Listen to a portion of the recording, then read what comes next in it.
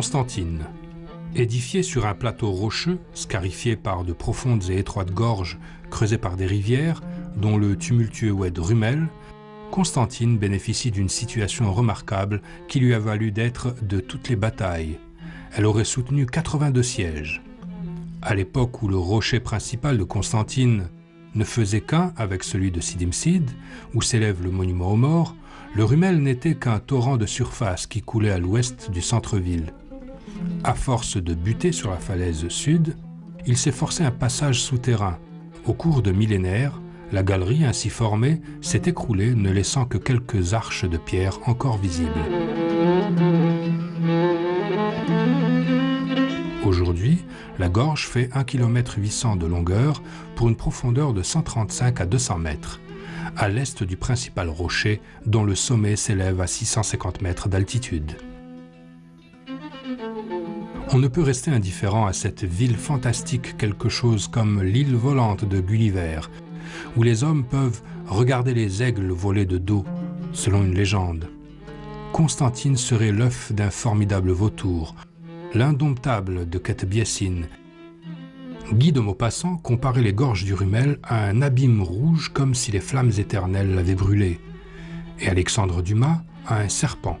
Mais le nom donné au boulevard qui les ouvre, l'abîme, est peut-être la meilleure comparaison qui s'impose. De quelques points de vue aménagés et du haut des ponts, surtout ceux qui sont suspendus, on peut en éprouver la profondeur et se sentir physiquement aspiré par le vide.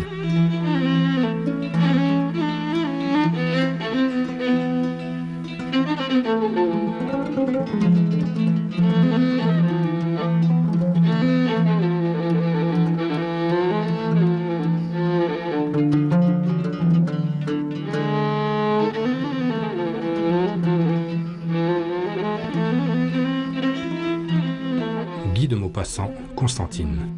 Et voici Constantine, la cité phénomène, Constantine l'étrange, gardée comme par un serpent qui se roulerait à ses pieds, par le Rumel, le fantastique Rumel, fleuve de poèmes qu'on croirait rêver par Dante, fleur d'enfer coulant au fond d'un abîme rouge comme si les flammes éternelles l'avaient brûlé. Il fait une île de sa ville, ce fleuve jaloux et surprenant. Il l'entoure d'un gouffre terrible et tortueux, aux rocs éclatants et bizarres, aux murailles droites et dentelées.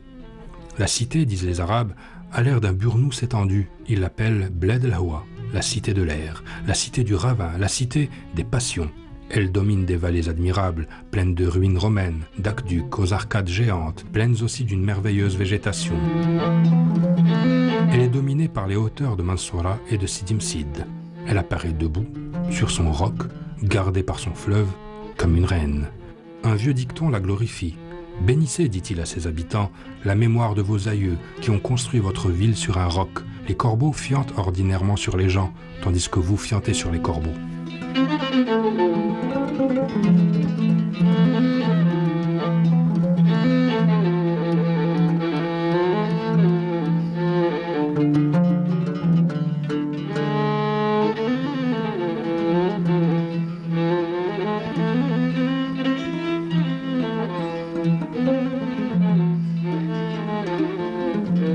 À 175 mètres au-dessus du Rumel, le pont suspendu entre le lycée et l'hôpital est long de 164 mètres, large de presque 6 mètres, pour un poids de 17 tonnes.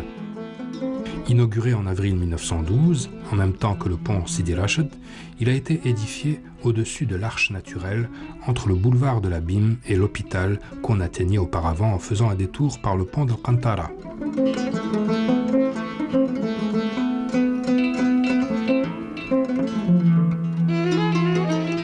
De ce pont, rénové en 2000, la vue est fantastique sur les gorges, la ville et la vallée du Hamma.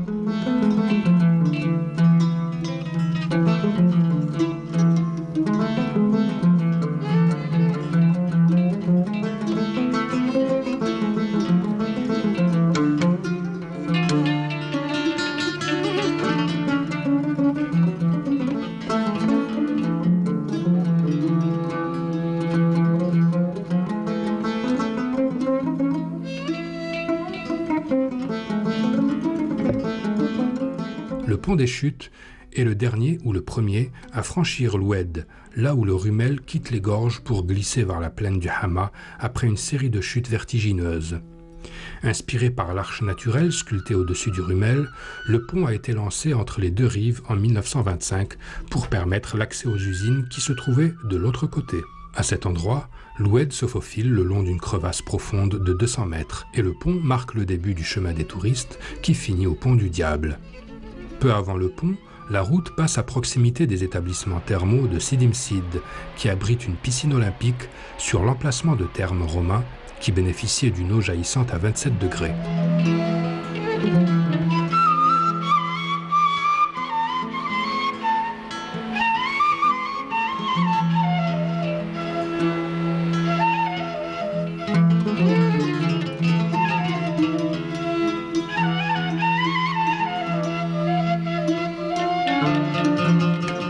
Pont Al-Qantara, l'un des plus anciens ponts, à l'origine un aqueduc romain qui acheminait les eaux du Djbel el-Wahsh vers les citernes de la vieille ville, a longtemps été le seul à relier le rocher de Constantine au reste du monde.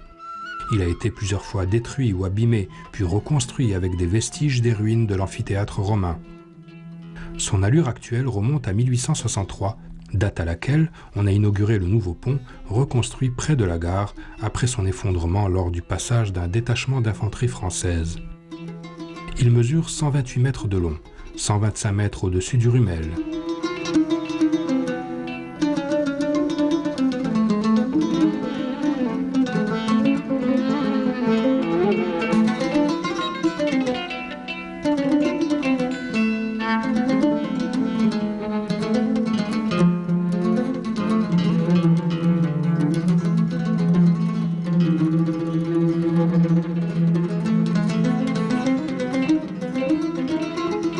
D'une apparence proche du pont suspendu Sidi Msid, la passerelle Mellah Slimane, rénovée en 2002, a été construite entre 1917 et 1925.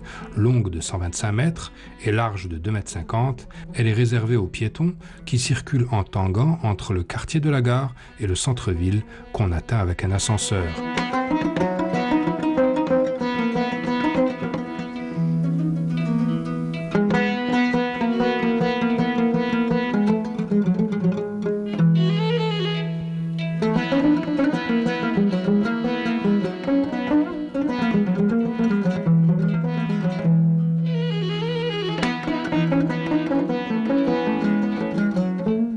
Le pont Sidi Rached.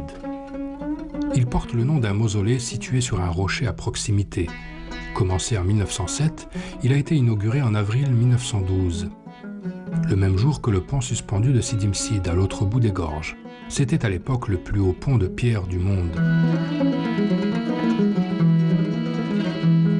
Ce pont est composé de 27 arches de pierre, dont une de 70 mètres, qui suivent une courbe de 450 mètres de long entre le centre-ville et le quartier de la gare jusqu'à la route qui mène à Batna, en enjambant les gorges à 105 mètres de hauteur.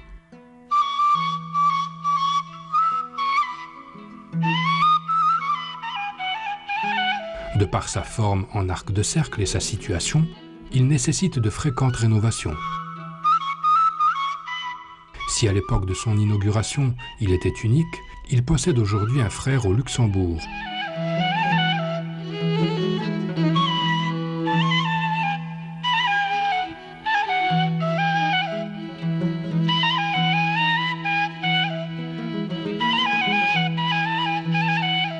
À l'origine seulement édifié sur le rocher principal, Constantine s'est beaucoup étendue, notamment lors de l'arasement au début du XXe siècle de Kouidet Ati, la colline du sud-ouest du centre-ville sur laquelle ont été édifiés les quartiers résidentiels européens et les bâtiments administratifs.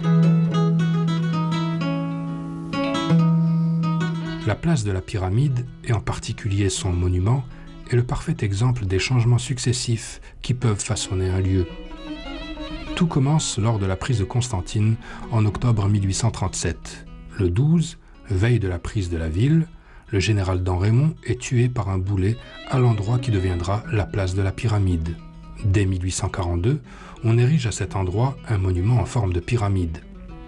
Lors de l'indépendance de l'Algérie, la statue du général est retirée, comme tous les monuments rappelant la conquête par les Français. L'obélisque, quant à lui, est conservé sur place. En démontant ces supports, on découvre que ce sont des canons enfoncés dans le sol.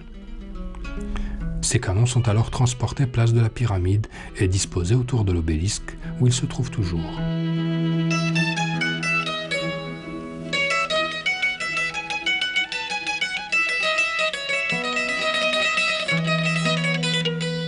En bas de cette colline, bordée par les quartiers qu'on connaît encore sous les noms de Saint-Jean et Saint-Antoine, la place des Martyrs marque un peu l'entrée de la ville. Le casino y a disparu et le garage Citroën est devenu un centre culturel. À l'est de la place, on peut descendre vers le pont Sidi Rached et commencer de suivre la gorge du Rumel.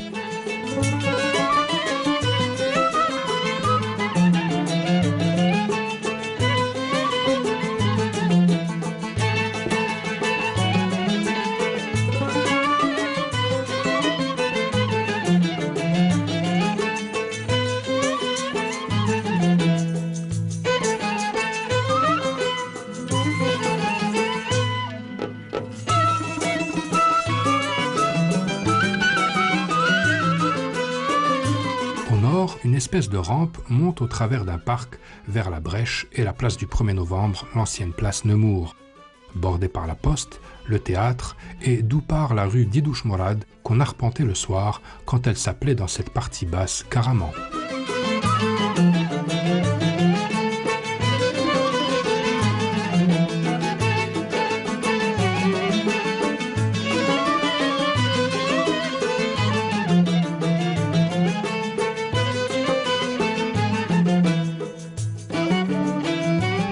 Alors continuer en suivant la gorge ou en pénétrant dans la vieille ville par les ruelles encombrées à l'est de la rue Didouche Morad, ancienne rue de France. Les rues populeuses sont plus agitées que celles d'Alger, grouillantes de vie, traversées sans cesse par les êtres les plus divers.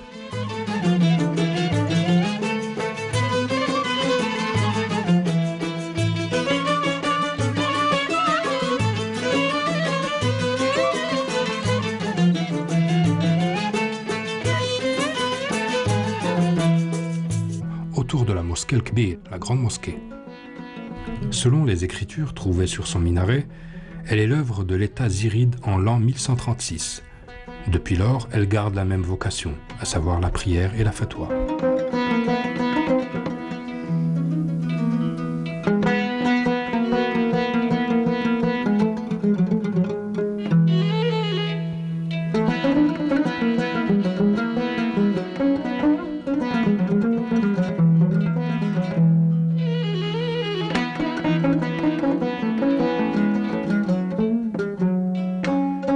Salah Bey, bey de Constantine de 1771 à 1792. Constantine fut choisie au XVIe siècle pour être la capitale du beylik de l'Est. Le bey était nommé par le pacha d'Alger qui pouvait le révoquer à volonté. Plus qu'aucun autre, Salah Bey fit vraiment figure de prince. S'impliquant à continuer l'œuvre entreprise par ses prédécesseurs, il voulut doter Constantine de constructions dignes d'un chef-lieu de grande province.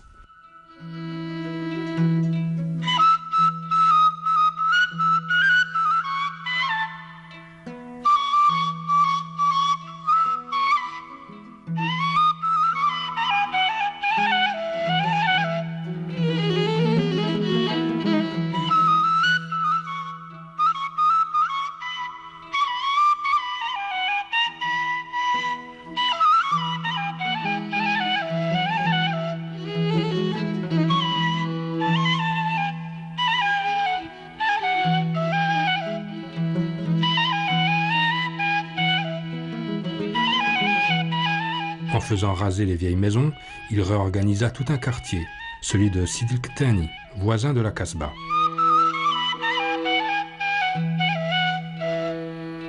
Il y fit édifier une belle mosquée à laquelle il adjoignit une madrasa.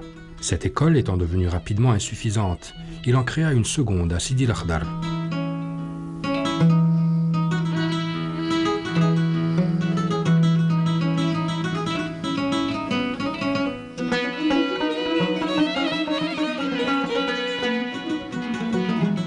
Abdelhamid Ben Badis. 1889 à Constantine, 1940.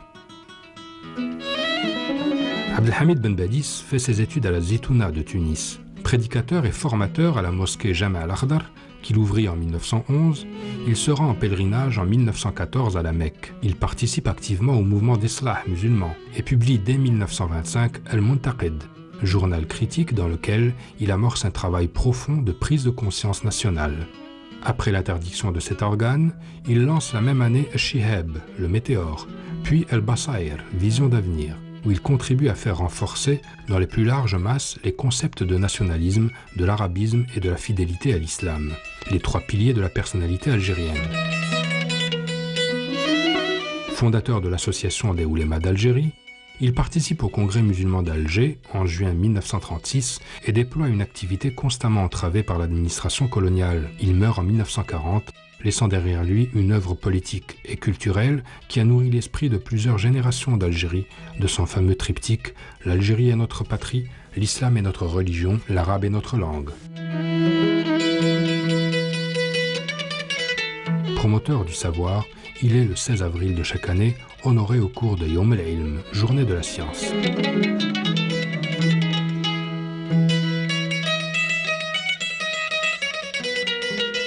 La ville moderne. Elle est dominée par la tour de 22 étages de l'université des frères Montouri, inaugurée en 1971, et édifiée selon les plans d'Oscar Niemeyer.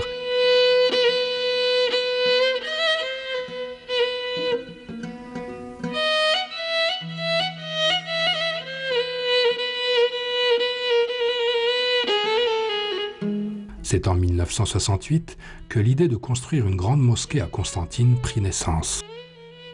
À l'origine, il ne s'agissait que d'une simple mosquée, avec cette condition que les promoteurs désiraient un lieu de prière pouvant contenir 10 000 fidèles. Le projet initial ne tenait aucun compte de l'environnement, lieu encaissé et d'accès difficile, et sa réalisation devait se faire dans le quartier Emir al-Qadr, d'où l'appellation de l'actuelle mosquée.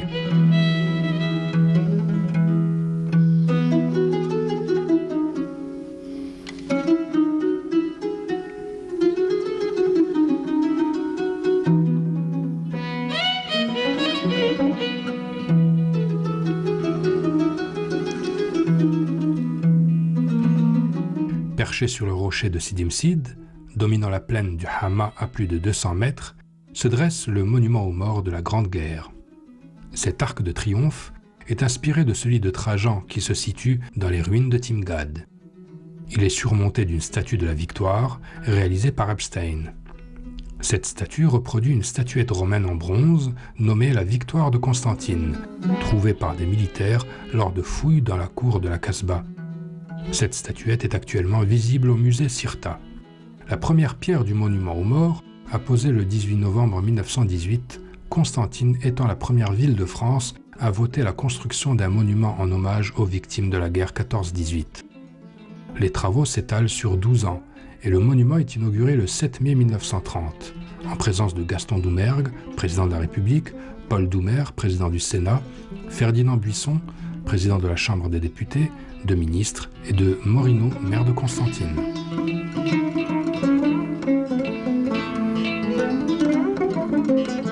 Les pierres utilisées pour la construction viennent en grande partie de la carrière Lantigny.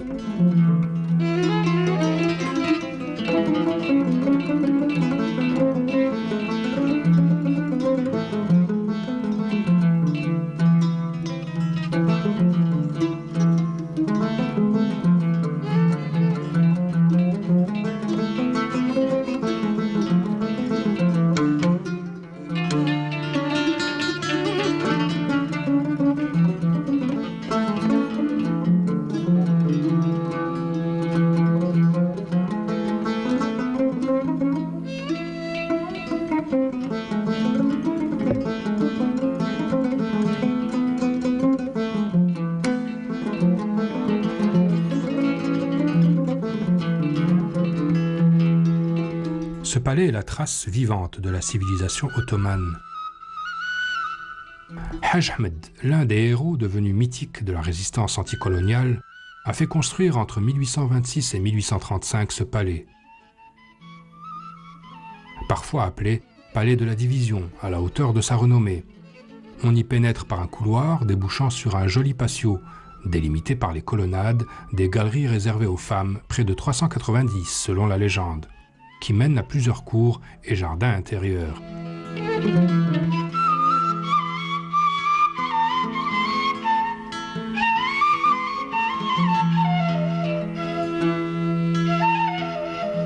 À voir plus particulièrement les fresques représentant les ports de la Méditerranée, dominés par les Ottomans, notamment celle montrant la défaite de Charles Quint devant Alger en 1541.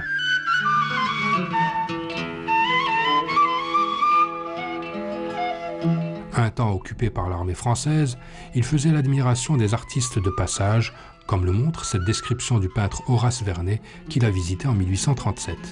Figurez-vous une délicieuse décoration d'opéra, tout de marbre blanc et de peintures de couleurs les plus vives, d'un goût charmant, des eaux coulant, de fontaines ombragées, d'orangers, de myrtes. Enfin, un rêve des 1001 nuits. Ce rêve était entretenu par la taille du palais, 5610 mètres carrés, et ses cours et ses paradisiaques jardins à l'espagnol.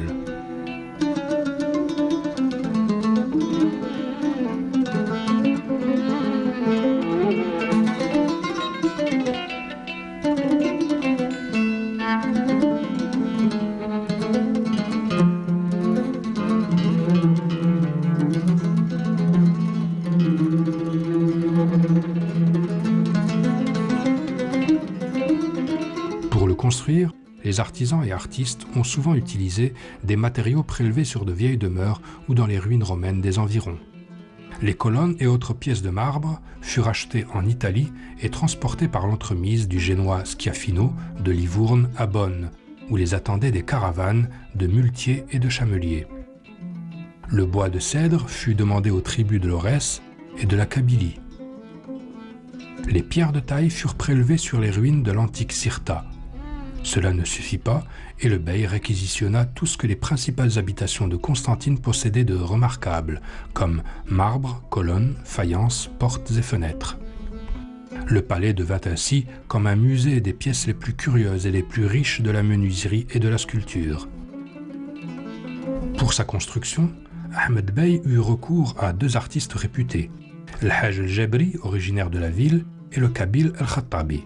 Les bâtiments, d'ordonnance assez irrégulière, s'organisent autour de deux jardins spacieux et de deux cours plus petites.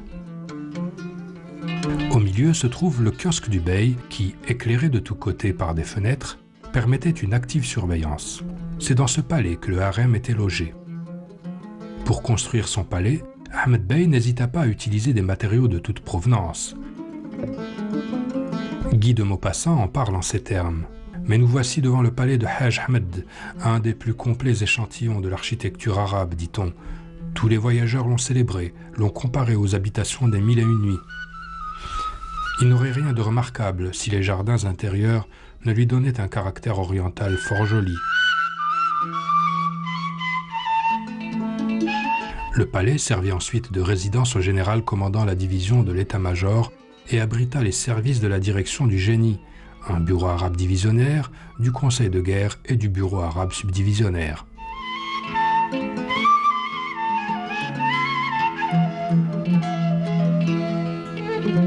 Défait par les Français, Ahmed Bey s'est réfugié dans les Aurès, d'où il réussit pendant un temps à organiser la résistance de l'Est.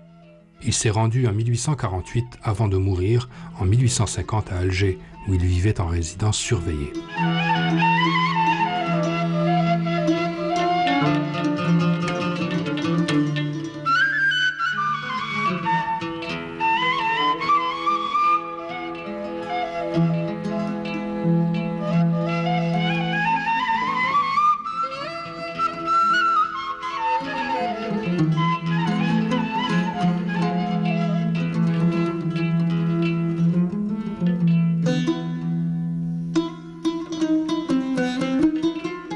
Dans le bleu de la nuit intense, quand l'or des nouvelles illuminations habille de l'intérieur sa structure géante, aérienne, nul ne peut résister à l'éclat féerique de cette dentelle de métal et de lumière. Tant d'éclat, de légèreté et de majesté fascine jusqu'au piéton de Constantine le plus blasé.